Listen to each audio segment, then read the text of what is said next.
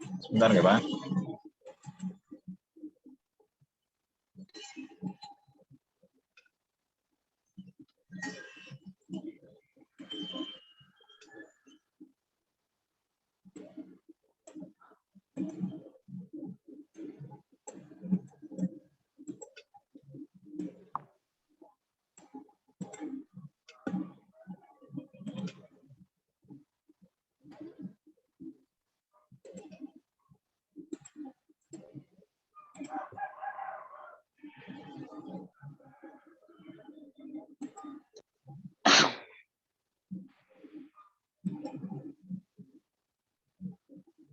Ya. Sebelumnya, Assalamualaikum warahmatullahi wabarakatuh. Waalaikumsalam warahmatullahi wabarakatuh.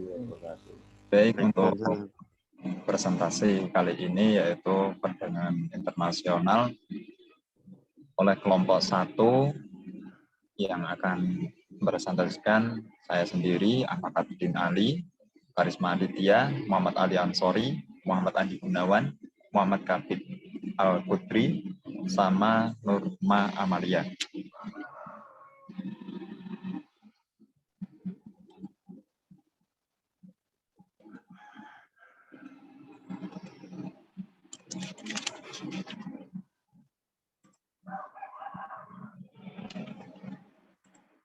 Baik, langsung saja kita pengertian. Perdagangan internasional merupakan bentuk kerjasama ekonomi antar dua negara atau lebih yang memberikan manfaat secara langsung, yaitu pemenuhan kebutuhan masing-masing negara yang tidak dapat dipenuhi hanya dengan mengandalkan produksi dalam negeri sendiri.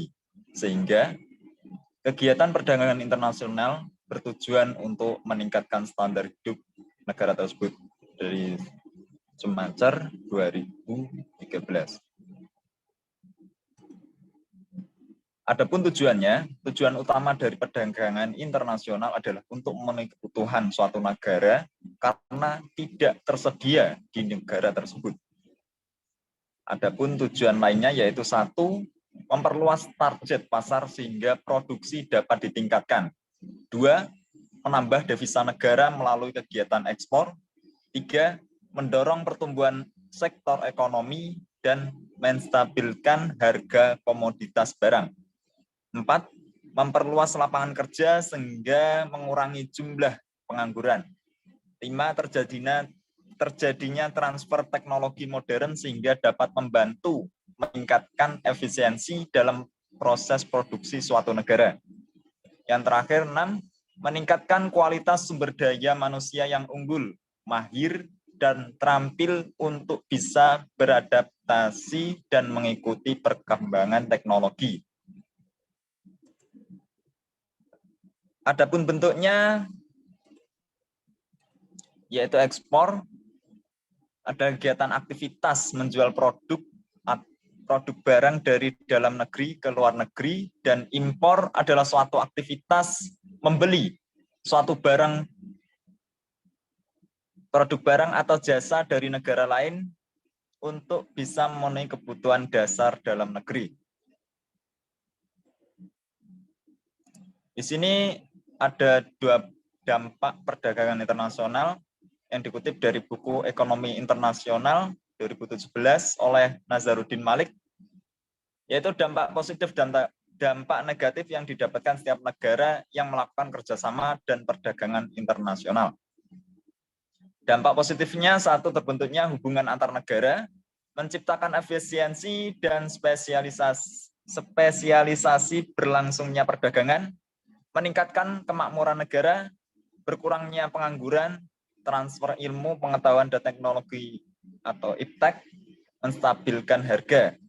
Dan dampak negatifnya yaitu produk dalam negeri semakin menurun, ketergantungan terhadap negara-negara maju, industri kecil, kesulitan untuk bersaing, persaingan tidak sehat.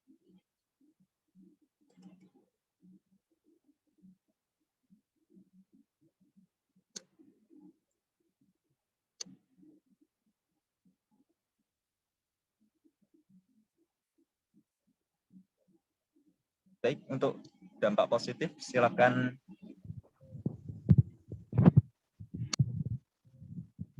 Ya, untuk dampak positif yang pertama yaitu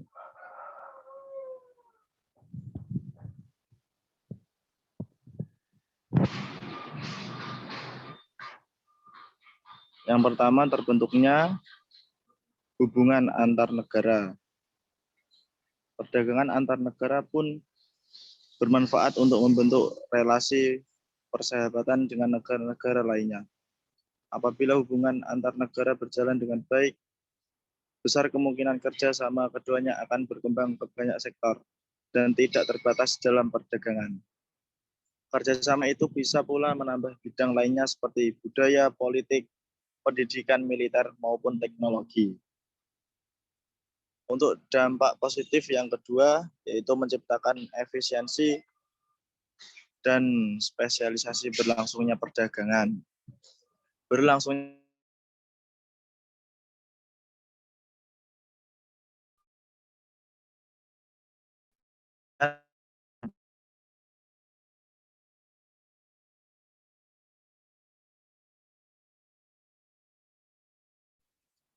untuk dampak positif yang ketiga, yaitu meningkatkan kemakmuran negara. Dengan adanya aktivitas perdagangan internasional akan membawa kemakmuran bagi setiap pelaku ekonomi tersebut. Dengan indikasi kemakmuran sebuah negara bisa dilihat dari aktivitas pelaku ekonomi meliputi produsen, konsumen, dan pemerintah. Selanjutnya, dampak positif yang keempat, berkurangnya pengangguran. Apabila pasar perdagangan luar negeri semakin meluas, maka kegiatan produksi barang ataupun jasa di suatu negara juga akan semakin meningkat. Karena hal itu, kebutuhan akan tenaga kerja juga ikut meningkat di berbagai sektor. Dengan begitu, angka pengangguran juga semakin berkurang. Untuk dampak positif yang kelima, yaitu transfer ilmu, pengetahuan, dan teknologi atau iptek. Perdagangan internasional akan memungkinkan suatu negara mengekspor barang yang berbasis kecanggihan teknologi seperti mesin dan alat-alat modern pada negara yang lebih membutuhkan. Maka dengan demikian akan semakin cepat mobilisasi teknologi pada negara pengimpor tersebut. Selanjutnya dampak positif yang keenam, yaitu menstabilkan harga. Dengan adanya perdagangan internasional, kelangkaan barang yang mengakibatkan harga mahal bisa diatasi melalui impor untuk menambah stok di pasar domestik. Sebaliknya, apabila negara memiliki stok berlebih yang menyebabkan harga barang menjadi murah, maka kegiatan ekspor bisa dilakukan untuk mengurangi barang.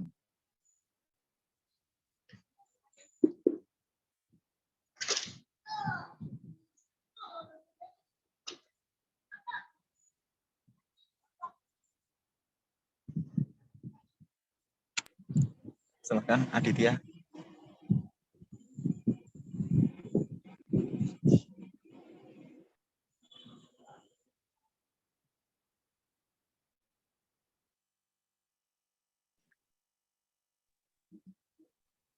Baik, saya lanjutkan sekarang membahas faktor pendorong.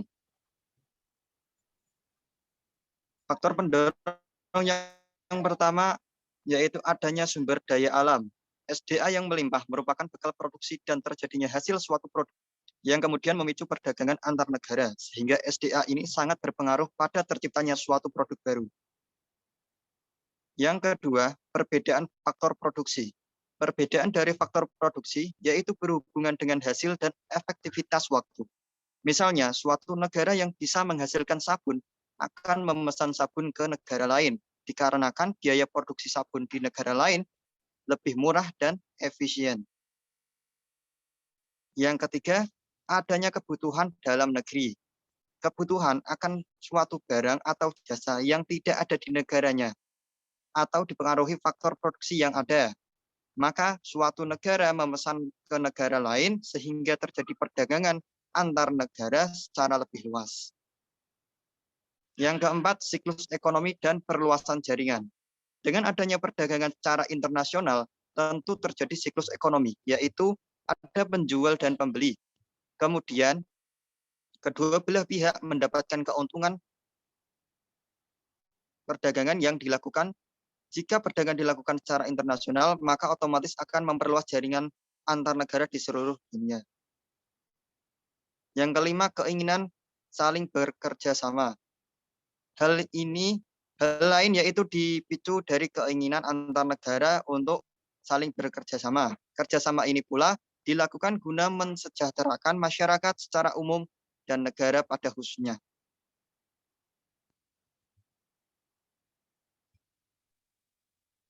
Baik, saya akan meneruskan yang tadi. Sekarang adalah dampak negatif.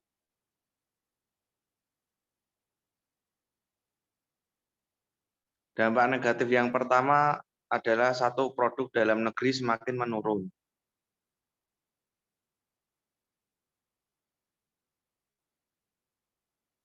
Adanya perdagangan internasional ini akan turut menimbulkan persaingan industri antar negara.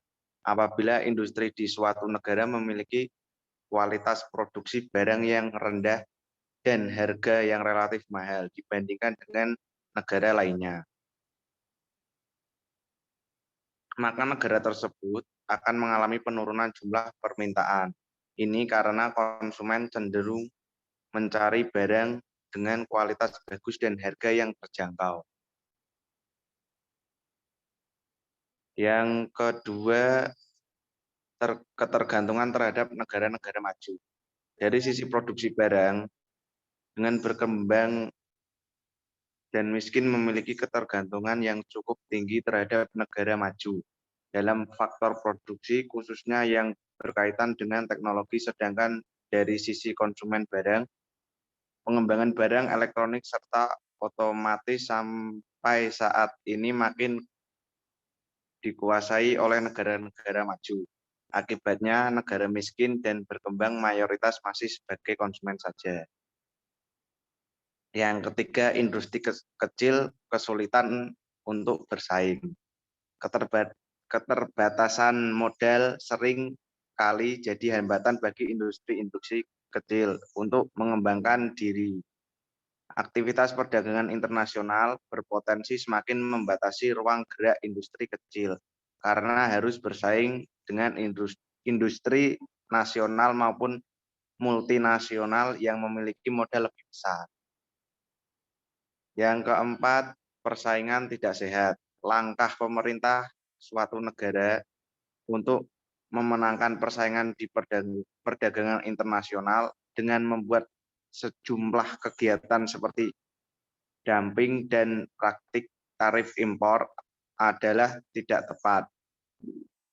Strategi itu merupakan esensi dari perdagangan internasional yang seharusnya didasarkan kepada prinsip persaingan usaha yang sehat.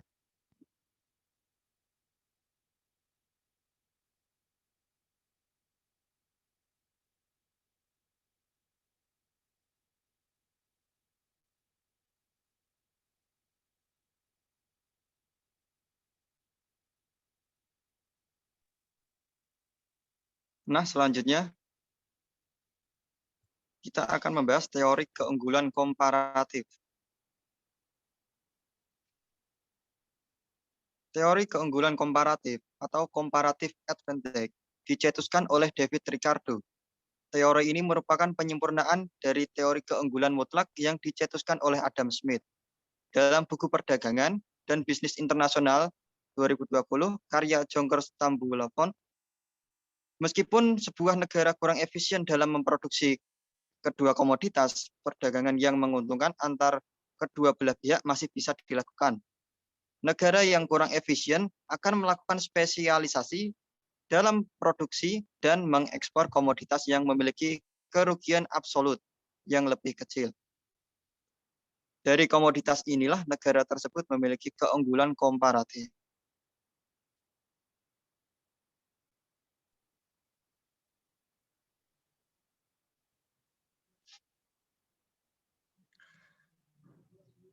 Selanjutnya, Keunggulan komparatif berdasarkan perbandingan biaya. Teori ini didasarkan pada nilai tenaga kerja yang menyatakan bahwa nilai atau harga suatu produk ditentukan oleh jumlah waktu atau jam kerja yang dibutuhkan untuk memproduksinya. Menurut teori ini, suatu negara akan memperoleh manfaat dari perdagangan internasional apabila melakukan spesialisasi pada produk yang diproduksi lebih efisien. Misalnya lamanya waktu produksi untuk menghasilkan 1 kilogram gula dan 1 meter kain per tenaga kerja di Indonesia dan Malaysia digambarkan dalam tabel 1. Dari tabel 1 dapat dilihat bahwa Indonesia memiliki keunggulan mutlak dari Malaysia, baik dalam memproduksi gula maupun kain. Jika mengacu pada pandangan Adam Smith, hanya Indonesia yang dapat mengekspor gula dan kain ke Malaysia.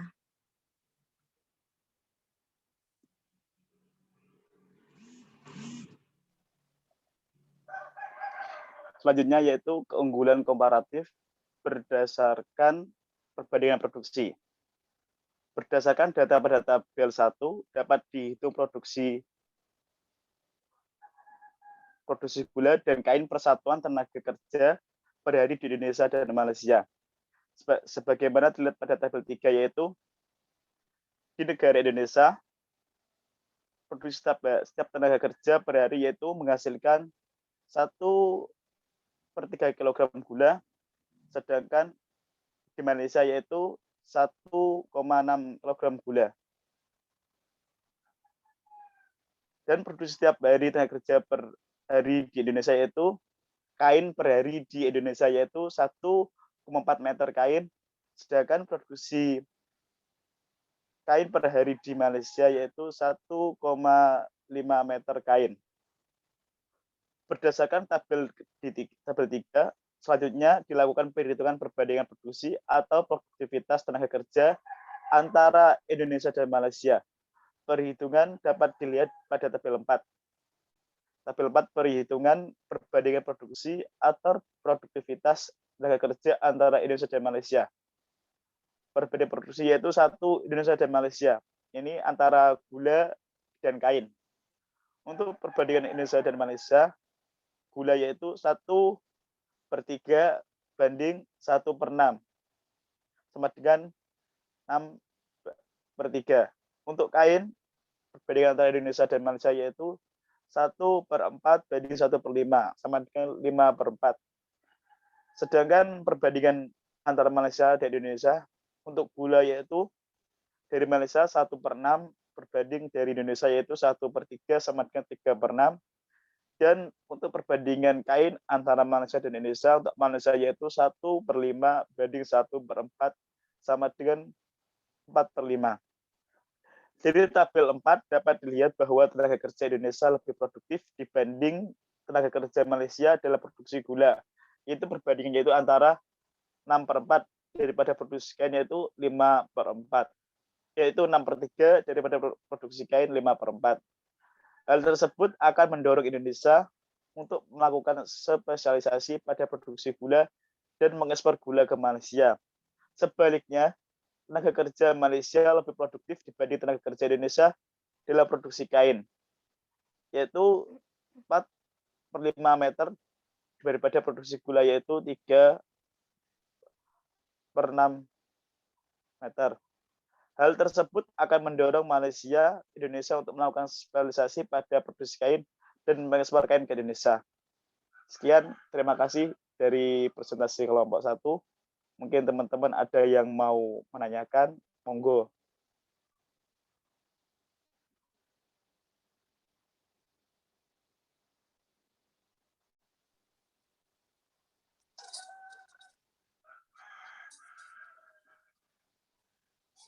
Bertanya, Mas. Langsung ini, Pak. Ya, silahkan teman-teman mahasiswa yang mau ditanyakan ke kelompok 1, saya persilahkan. Perkenalkan nama dan NIM-nya.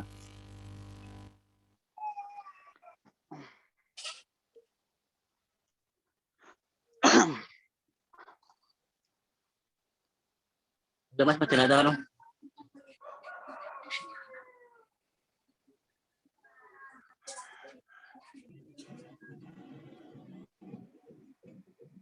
Gimana saya bisa mulai nih pertanyaannya Mas? Monggo. Bisa Mas, monggo. Oke. Karena begini, tadi kan sudah dijelaskan oleh kelompok kalian tentang panjang lebar tentang perdagangan internasional kan. Nah, pertanyaannya begini, perdagangan internasional kan antar negara. Nah, antar satu sama satu kan belum pernah ketemu. Nah, pertanyaannya begini, bagaimana cara memberikan suatu kepercayaan pada negara lain bahwa produk kita itu baik, itu begini. Gitu aja, Wan. Iya, Mas.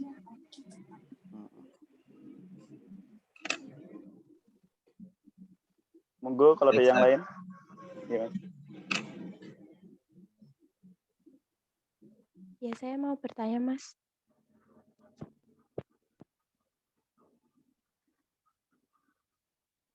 Baik, Mbak. Silakan, Mbak. Ya, perkenalkan nama saya Cinta Sunyaragi dari kelompok 3, NIM 191 1910 lupa.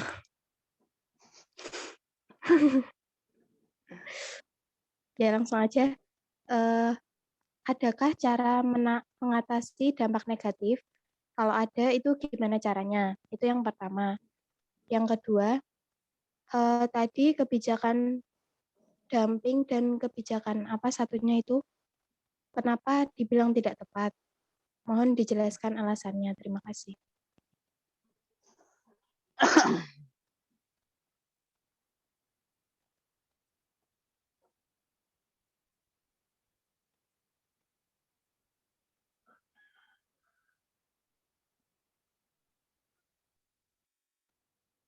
Sudah, Pak? Sudah, Mas. Oh iya, udah. Makasih ya. Ada yang lain? Atau udah cukup?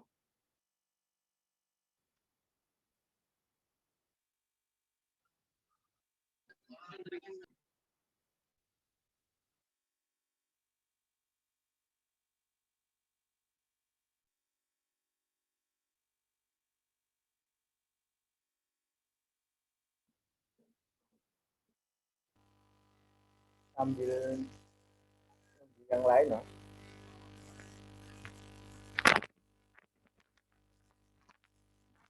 Sambil nunggu yang lain, kelompok 1 boleh mulai menjawab.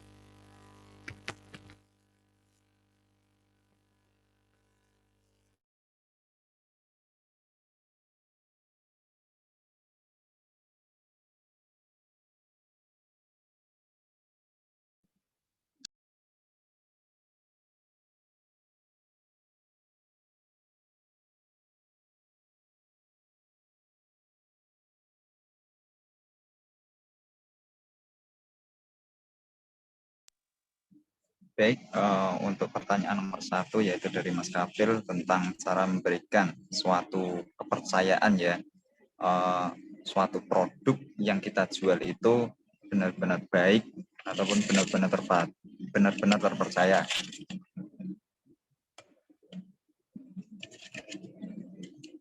Untuk pastinya penjualan produk yang diekspor kecuali barang mentah ya, kalau sebuah teknologi itu pastinya sudah ada pengujian. Jadi barang tersebut sudah melewati pengujian dan tersertifikasi. Jadi jika barang itu diekspor ke luar negeri, pastinya kalau sudah ada sertifikat sudah bisa dipercaya.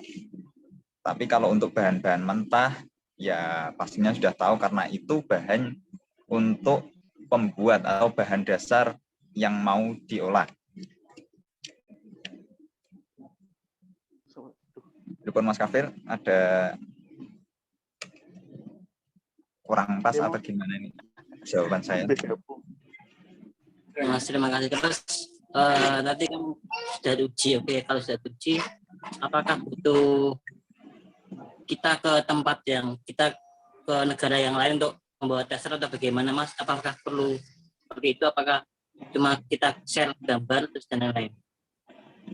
Ya biasanya kan kalau setelah pengujian pasti kan cuma itu sertifikat, kayak sertifikat seperti itu. Jadinya kan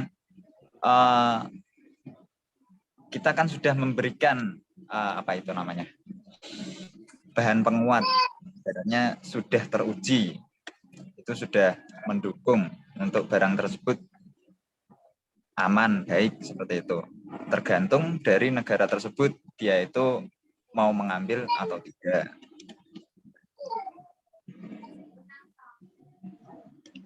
Tidak perlu membawa Mas. Kayak produknya kita ke sana terus ini barangnya nggak perlu seperti itu Mas. Gimana Mas? Ya, jadi kan kalau ada sertifikat dan lain-lain itu kan, jadi kita kayak membawa tester atau membawa produk ke negara yang kita tawarkan tadi itu tidak perlu Mas. Cukup soal itu aja. Tidak perlu, Mas. Kalau ingin dari negara luar, maksudnya luar negeri tersebut mau menguji lagi, ya pastinya dia juga menguji barang tersebut sebelum pemasaran ke lokal, maksudnya pemasaran di luar negeri. Mau diuji lagi ya itu tergantung dari negara tersebut, negara luar itu.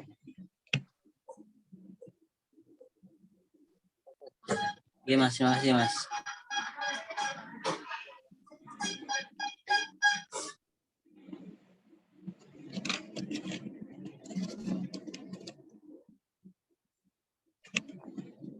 Untuk pertanyaan kedua dari Mbak Cinta ya, adakah cara menanggulangi dampak negatif dari perdagangan internasional dan apa ini tadi? Tentang kebijakan dumping dan satunya. Iya Mas. Kebijakan dumping ya. Dan satunya kebijakan apa lagi itu tadi? Di slide. Dumping dan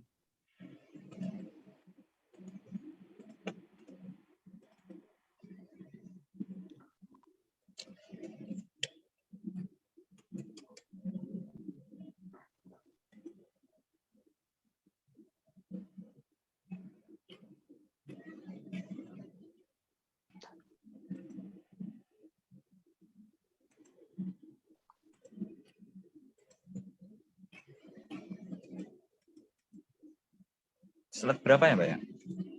Slide dampak negatif poin terakhir sepertinya, Mas.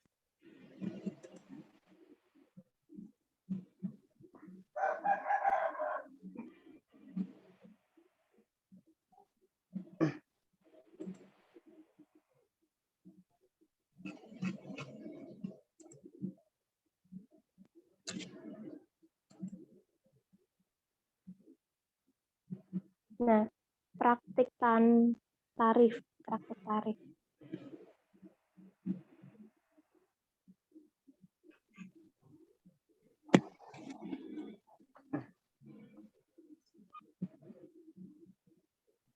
Oh, dan praktek tarif impor ini ya? Iya.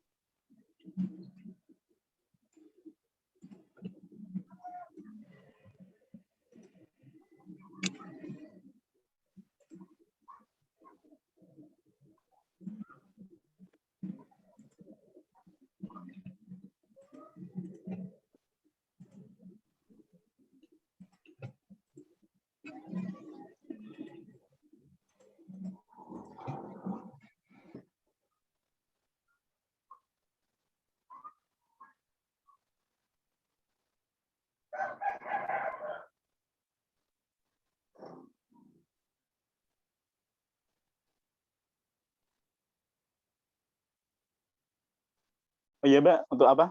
Untuk yang cara mengatasi dampak negatif perdagangan internasional, akan saya jawab, yaitu satu, dengan memberlakukan kebijakan perdagangan internasional seperti kota impor dan tarif. Jadi gini Mbak, barang luar negeri masuk ke Indonesia itu tidak segampang masuk aja. Jadi kita ada tarifnya di Indonesia. Tarif Indonesia tersebut juga berbeda-beda, Pak, tergantung dari barang apa yang masuk di Indonesia. Yang kedua yaitu melakukan efisiensi pengelolaan sumber-sumber ekonomi negara. Jadi kan setiap kita adanya devisa dari impor, dari ekspor itu pasti ada, tahu, Pak. Dan itu dari negara harus mengefisiensi pengelolaan sumber ekonomi negara. Itu dengan mengelola adanya ekspor sama impor tersebut, Pak. Dan ketiga yaitu mengembangkan ilmu pengetahuan dan teknologi, Pak. Nah, eptek di sini itu sangat berpengaruh, Pak, di ekspor sama impor. Seperti yang pertama tadi, yang pertanyaan dari Mas Kafil itu kan setiap orang luar membeli barang di Indonesia itu harus mengetahui secara spesifik langsung barang tersebut atau tidak. Kalau pengalaman saya di perusahaan saya, Mbak, ya, saya kan sebagai marketing di perusahaan saya, gini, Mbak. Kalau sama orang luar mau beli barang di kami, itu tidak perlu datang, Mbak. Pasti dia cuma butuh sertifikat aja, Pak.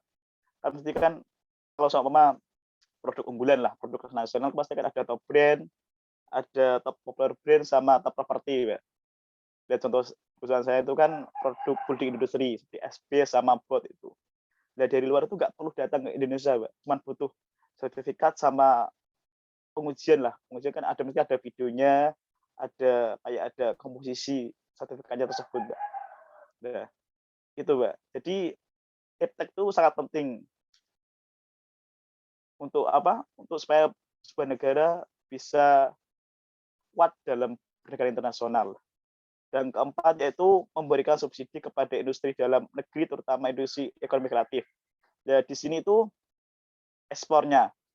Jadi biasanya kan dari negara juga minta biaya juga, Mbak, untuk barang Indonesia dikirim ke luar negeri. Jadi untuk untuk bagian yang menaungi masalah ekspor ini harus memberikan subsidi kepada ekonomi kreatif, Pak. Pak, contohnya kan kalau di Jepara itu kayak mebel. Mebel jadi itu kan sangat populer di negara luar. Seperti kayak contohnya yang sekarang kan legendarnya itu lantai kayu. Kalau di luar itu pakai lantai kayu. Soalnya di sana kan daerah-daerah subtropis. Jadi kayu itu kan ya estetik lah. Ya selain sebagai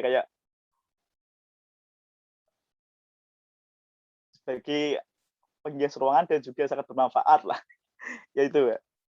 Jadi seperti itu, Pak, cara mengatasi dampak negatif adanya perdagangan internasional. Dan untuk pertanyaan tadi apa lagi, Pak? Yang tadi maksudnya? Yang kedua, ya terima kasih jawaban yang nomor 1. Terus yang keduanya itu bisa dijelasin dulu kebijakan dumping itu apa dan praktik tarif itu apa.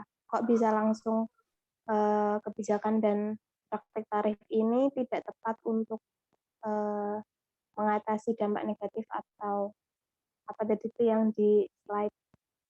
Jelasin dulu aja kebijakan dumpingnya dan praktik tarifnya itu apa.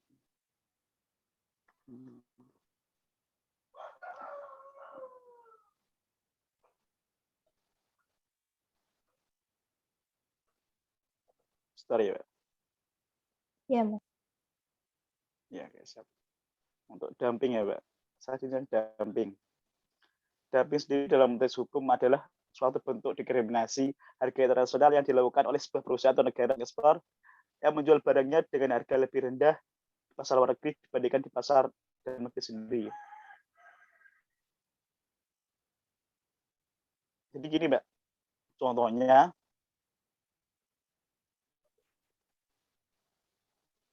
itu kayak nikel, Mbak. Nikel di Indonesia itu kan lagi remeh-remehnya, Mbak. Nah, kita kan disuruh ekspor untuk negara Eropa. Nikel itu kan buat baterai. Nah, tapi dari kebijakan pemerintah kita sendiri itu tidak boleh. Kenapa tuh? Karena suatu saat nanti nikel itu akan berharga. Makanya dari Indonesia itu pengen mengolah sendiri dan pengen menjadikan yang pertama yang cuma dijual bahan mentah itu bisa menjadi bahan baku, Pak. Ya setengah jadi lah. Itu kan akan menambah nilai harga dari barang tersebut. Makanya kenapa kok dari negara Uni Eropa itu kok pada melaporkan Indonesia untuk di perdagangan internasional itu seperti itu, Pak. Itulah dampak negatif dari perdagangan internasional, Pak. Itu dumping. Itu adalah sebagai bentuk demokrasi harga internasional, Pak. Jadi negara Eropa kan pasti juga khawatir juga. Cuma di sana kan ya produksi mobil listrik, motor listrik kan banyak. Cuman di sana tidak ada bahan bakunya dari energi tersebut. Sedangkan di Indonesia banyak, cuman SDM-nya rendah gitu loh, Pak. Ya, jadi seperti itu. Maka Indonesia sebagai kayak negara penghasil bahan baku itu menolak untuk menjual barang mentahnya tersebut, Pak. Makanya diolah dulu di negeri Indonesia kalau bisa lah itu, Pak. Seperti itu, Pak. Makanya tadi kan ada dumping sama tarif harga. Tarif harga tadi kan yang sudah saya cerita tadi, Pak. Tarif harga kan mesti dari setiap negara mesti punya tarif sendiri lah.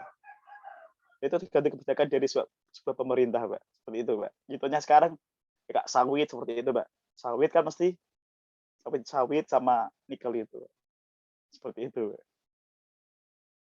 Contohnya seperti itu, Pak. Ada tambahan atau lagi ada pertanyaan lagi, Pak? Ya, dari saya cukup itu aja. Terima kasih. Oke. Makasih ya. Ya. Monggo ada yang lain.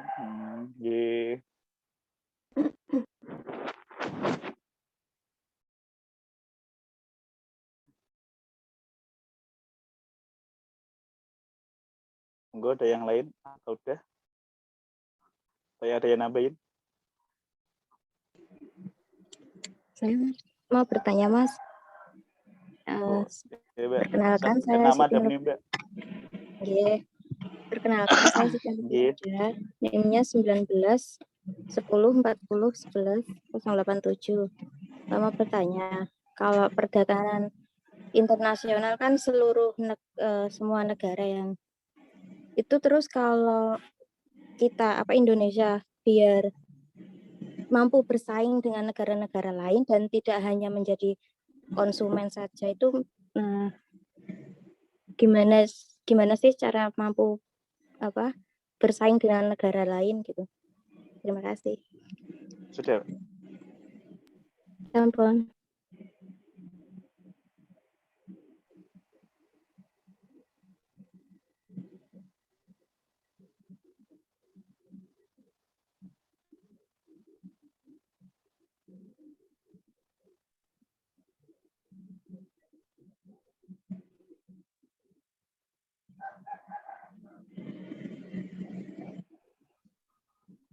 Monggo ada yang tanya lagi?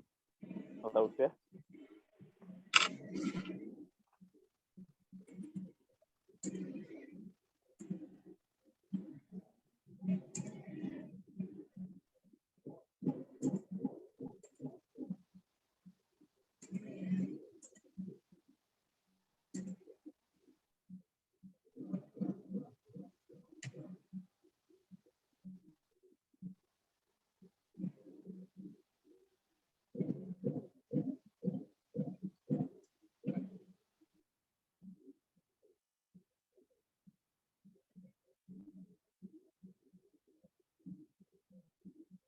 Ada yang lain atau sudah?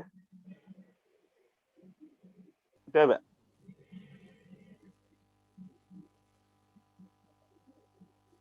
Ada lagi yang lain? Itu tadi pertanyaannya dari Mbak Siti, dijawab dulu dari kelompok 1. Jawab dulu, Pak. Kalau tidak ada nanti pertanyaan Mbak Siti, setelah selesai ditutup presentasinya.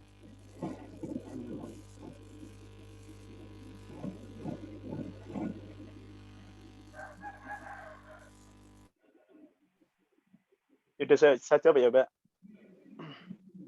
Karena waktu terbatas, ya udah. Oke. Supaya Indonesia mampu untuk bersaing di pasar internasional, yaitu satu, pertama, Indonesia harus mampu melakukan substitusi bahan baku, barang, dan jasa impor. Yaitu bahan baku soal tadi seperti kayak nikel harus diolah menjadi bahan jadi untuk barang seperti kayak kendaraan, beda seimpor yaitu masalah tadi distribusi tarif. Yang kedua yaitu peningkatan kemampuan logistik yang diiringi dengan penurunan ongkos distribusi. Ya, tadi, Pak. Karena apa? Yang jadi kendala dari pengekspor adalah tentang biaya pengiriman, Pak, dari logistik, Pak. Nah, dari ini pemerintah harus ikut andil dan berupaya untuk bisa menurunkan ongkos distribusi, Pak. Karena UMKM dari Indonesia sendiri itu sangat ada nilainya lah untuk diekspor, Pak. Seperti tadi kayak mebel. Dan ketiga yaitu adanya bunga kredit perbankan yang rendah sehingga industri di dalam negeri bisa mengembangkan kegiatan bisnisnya, Pak. Yaitu dengan adanya pinjaman dari bank, modal yang didapat untuk produsen itu semakin banyak, Pak. Jadi ketika ada pesanan dari luar negeri atau untuk mengekspor itu sudah memenuhi, Pak. Jadi kekurangan biaya lah seperti itu, Pak. Dan yang keempat yaitu pekerja lokal tidak lagi melakukan aksi-aksi tuntutan kenaikan upah, yaitu seperti demo. Dan kelima yaitu pekerja lokal meningkatkan produktivitas sehingga tidak kalah dibandingkan kerja asing, Pak. Seperti itu, Pak. Sudah, Pak? Ada tambahan lagi? Ada Ya, sudah, Mas. Terima kasih. Sampun. Ya, sami-sami, Mbak. Amin. Monggo Mas Abidin Ali sebagai moderator.